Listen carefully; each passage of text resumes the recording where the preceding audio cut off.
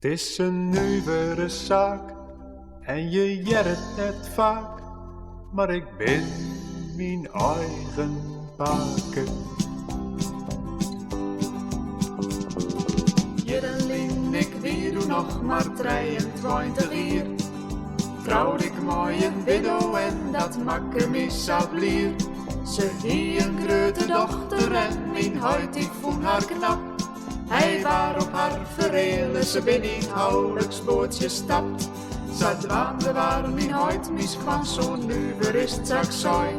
Want mijn dochter waar mijn mem, ze wie nog strouwt nou mooi mijn huid. Het waar nog ingewikkelder, zoks jaren je dochs nooit. Want mijn jongen man, het waar ik de huid van een zoene jonge zoon. Ik ben mijn eigen paken.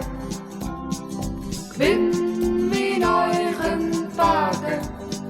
Het is een nuivere zaak en je jerrt net vaak. Maar ik ben mijn eigen paken. Dus dit wens je dat waar doe een zwager van mijn huid. En zat dus ik mijn onke weer wie het uit van wij. En omdat hij mijn onke weer waar hij doe ik de broer van mijn vrouw haar grote dochter dit zijn misstief met de koe. Ik ben mijn eigen paken. Ik ben mijn eigen paken. Het is een nuivere zaak en je jerrt net vaak, maar ik ben mijn eigen paken. Mijn huidsvrouw kreeg ik hem en ik dit weer een zoon. Hij moest je mij dus paken, zissen, dat weer net gewoon.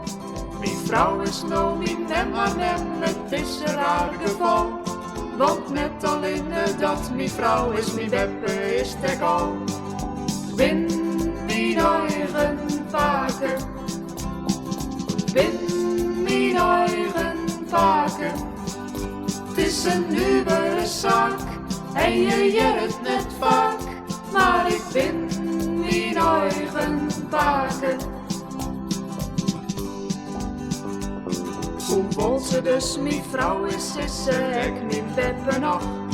Wat ik je waar nou sisse, maar het is zelfs een keer een gok. Omdat ik haar man ben, denkt de enige zonder mis. Niet zonder te liegen, sisse kind dat er zijn eigen paken is. Ik ben mijn eigen paken. Ik ben mijn eigen paken. Het is een nuivere zaak en je jerrt net vaak,